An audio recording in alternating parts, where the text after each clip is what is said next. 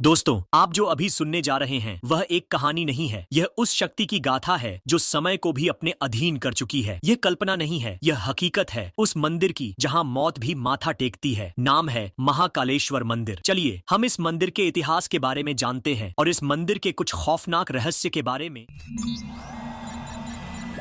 स्कंद पुराण, शिव पुराण और वराह पुराण में अवंतिका, उज्जैन और महाकालेश्वर ज्योतिर्लिंग का जिक्र मिलता है। पौराणिक कथा के अनुसार राजा चंद्रसेन एवं दो भक्तों शिखर व वृहद की प्रार्थना पर शिव ने महाकाल स्वरूप में अवतरित होकर दुष्टों का विनाश किया और वहां स्थायी रूप से विराजमान हुए। 1234-35 ईस्वी में इल्तुतमिश ने मंदिर को ध्वस्त कर दिया और ज्योतिर्लिंग को कोटि तीर्थ कुंड में फेंका। साथ ही जलाधारी को चुरा लिया गया। 1734 ईस्वी में पेशवा बाजीराव प्रथम के चचेरे भाई मराठा सेनानी राणोजी शिंदे द्वारा निर्माण करवाया गया। उनके दीवान सुखनाथ शेणावी को जीर्णोद्धार का कार्य सौंपा गया था। महाकालेश्वर ज्योतिर्लिंग को स्वयंभू यानी स्वयं प्रकट हुआ माना जाता है, जिसका अर्थ है कि इसे किसी मानव ने स्थापित नहीं किया, बल्कि यह शिवलिंग धरती से अपने आप निकला था। पौराणिक कथा के अनुसार उज्जैन में एक बार राक्षस दूषण ने भारी उत्पात मचाया था। तब भक्त व्रतस्थ ब्राह्मणों की रक्षा के लिए भगवान शिव स्वयं धरती को चीरकर प्रकट हुए और राक्षस का वध किया। उसी स्थान पर शिव ने महाकाल रूप में निवास किया और वही स्थान कालांतर में महाकालेश्वर मंदिर बना। इसीलिए इसे स्वयंभू ज्योतिर्लिंग कहा जाता है। यह किसी मानव निर्माण का परिणाम नहीं, बल्कि दिव्य चमत्कार है। महाकालेश्वर मंदिर की भस्म आरती एक अनोखी और रहस्यमयी पूजा विधि है जो हर सुबह ब्रह्म मुहूर्त में की जाती है। यह दुनिया की एकमात्र आरती है जिसमें भगवान शिव को भस्म राख अर्पित की जाती है। प्राचीन काल में यह भस्म इंसान की चिता से ली जाती थी, लेकिन अब शुद्ध गोबर, हवन सामग्री और औषधीय लकड़ियों से बनी पवित्र राख का उपयोग होता है। भस्म शिव के लिए मृत्यु, विनाश और मोक्ष का प्रतीक मानी जाती है, क्योंकि वे श्मशानवासी हैं और उन्हें भस्म अत्यंत प्रिय है। आरती के दौरान विशेष नियमों का पालन करना होता है। पुरुषों को धोती पहननी होती है और महिलाओं को साड़ी व सिर ढकना अनिवार्य है। यह आरती जीवन के नश्वर स्वरूप की याद दिलाती है और आत्मा की शुद्ध तथा मोक्ष की भावना को जागृत करती है। महाकालेश्वर मंदिर रात में इसलिए बंद कर दिया जाता है क्योंकि भगवान शिव को भूत भावन कहा जाता है, यानी वे भूत, प्रेत और अदृश्य शक्तियों के स्वामी हैं। मान्यता है कि रात्रि काल में महाकाल अपने गणों के साथ मंदिर में विचरण करते हैं और उनका रूप अत्यंत उग्र और रहस्यमयी होता है, जिससे उस समय कोई भी मानव दर्शन करने योग्य नहीं होता। यदि कोई अनधिकृत व्यक्ति उस समय मंदिर में प्रवेश करता है तो उसकी मानसिक स्थिति प्रभावित हो सकती है, जिससे भय, तनाव और असामान्य मानसिक परेशानियां उत्पन्न हो सकती हैं। इसलिए रात 11 बजे के बाद मंदिर के सभी द्वार बंद कर दिए जाते हैं और श्रद्धालुओं को प्रवेश की अनुमति नहीं होती, ताकि उनकी सुरक्षा और आध्यात्मिक शांति बनी रहे। यह परंपरा धार्मिक आस्था के साथ साथ मानसिक और आध्यात्मिक संतुलन बनाए रखने का भी प्रतीक है। महाकालेश्वर मंदिर पर मुगलों ने विशेष रूप से 17वीं शताब्दी में कई बार आक्रमण किए, खासकर जब औरंगजेब ने देश भर में हिंदू मंदिरों को ध्वस्त करने का आदेश दिया। उज्जैन स्थित इस स्वयंभू ज्योतिर्लिंग को भी निशाना बनाया गया, लेकिन स्थानीय पुजारियों और भक्तों ने शिवलिंग को मिट्टी में छुपाकर इसकी रक्षा की। मंदिर की बाहरी संरचना को कुछ नुकसान पहुंचा, लेकिन गर्भगृह और शिवलिंग पूर्णतः सुरक्षित रहे। बाद में 18वीं शताब्दी में मराठा सेनापति राणोजी शिंदे ने मंदिर का भव्य रूप से पुनर्निर्माण कराया। यह मंदिर न केवल ऐतिहासिक रूप से महत्वपूर्ण है, बल्कि इसकी रक्षा को लेकर अनेक चमत्कारी कथाएं भी जुड़ी हैं। लोक मान्यता के अनुसार जब किसी मुगल सैनिक ने गर्भगृह में घुसकर शिवलिंग को क्षतिग्रस्त करने की कोशिश की तो वह उसी क्षण वहीं पर मृत्यु को प्राप्त हुआ। यह घटना श्रद्धालुओं के बीच इस विश्वास को और मजबूत करती है कि महाकाल के गर्भगृह में कोई भी अपवित्र इरादे से प्रवेश करता है तो महाकाल स्वयं शिवलिंग रक्षा करते हैं और उसे दंड देते हैं। यह कथा आज भी महाकालेश्वर मंदिर की दैवीय शक्ति और अद्भुत रहस्य का जीवंत प्रमाण मानी जाती है। महाकालेश्वर मंदिर से जुड़ी एक बहुत ही खास और प्राचीन मान्यता है कि किसी भी शादी की बारात मंदिर के सामने से नहीं निकाली जाती। उज्जैन के लोग मानते हैं कि महाकाल, जो मृत्यु के देवता हैं, उनके सामने से मांगलिक कार्यों जैसे विवाह की बारात निकालना अशुभ होता है। इस विश्वास के पीछे धारणा यह है कि महाकाल का क्षेत्र मोक्ष और अंत की शक्ति का प्रतीक है, जबकि विवाह जीवन की शुरुआत का। दोनों भाव एक दूसरे के विपरीत माने जाते हैं। इसी कारण आज भी उज्जैन में जब किसी की शादी होती है तो बारात का मार्ग पहले से ही इस प्रकार तय किया जाता है कि वह महाकाल मंदिर के सामने से न गुजरे। बारात को अन्य गलियों या मार्गों से मोड़कर ले जाया जाता है। यह परंपरा न केवल श्रद्धा और आस्था से जुड़ी है, बल्कि यह भी दर्शाती है कि महाकाल के प्रति लोगों में आज भी गहरा सम्मान और डर दोनों बना हुआ है। महाकालेश्वर मंदिर को भारत का एक प्रमुख तंत्र मंत्र साधना का केंद्र माना जाता है। खासकर अमावस्या, महाशिवरात्रि और काल रात्रि जैसे विशेष अवसरों पर यहाँ तांत्रिक साधक एकत्रित होते हैं और गुप्त साधनाएं करते हैं। मान्यता है कि महाकालेश्वर की ऊर्जा इतनी प्रबल और रहस्यमयी है कि यहाँ की गई तांत्रिक साधनाएं जल्दी सिद्ध होती हैं। मंदिर परिसर के कुछ हिस्से सामान्य भक्तों के लिए प्रतिबंधित होते हैं, जहाँ केवल विशेष तांत्रिक ही साधना कर सकते हैं। यह स्थान आज भी गुप्त विद्याओं और शक्तियों की खोज में लगे साधकों के लिए अत्यंत महत्वपूर्ण और रहस्यमय स्थल बना हुआ है। सावन का महीना महाकालेश्वर मंदिर के लिए अत्यंत पावन और शुभ माना जाता है। यह महीना पूरी तरह से भगवान शिव को समर्पित होता है और इस दौरान लाखों श्रद्धालु उज्जैन पहुंचते हैं ताकि महाकाल के दर्शन कर सकें। सावन के प्रत्येक सोमवार को मंदिर में विशेष पूजन, अभिषेक और रुद्राभिषेक किए जाते हैं। इन दिनों मंदिर का वातावरण अत्यंत दिव्य और ऊर्जा से भरा होता है, जहां हर कोने में हर हर महादेव के जयकारे गूंजते रहते हैं। सावन में महाकाल की भस्म आरती का महत्व और भी बढ़ जाता है और इसे देखने के लिए देश विदेश से भक्त सुबह सुबह लाइन में लग जाते हैं। उज्जैन नगर में इस दौरान श्रावण झूलेलाल मेला और अनेक धार्मिक आयोजन भी होते हैं। कहते हैं कि सावन में महाकाल की पूजा से पापों का नाश, मनोकामनाओं की पूर्ति और अकाल मृत्यु से मुक्ति मिलती है। यही कारण है कि यह महीना उज्जैन और महाकाल भक्तों के लिए आस्था, भक्ति और अद्भुत आध्यात्मिक अनुभव का पर्व बन जाता है।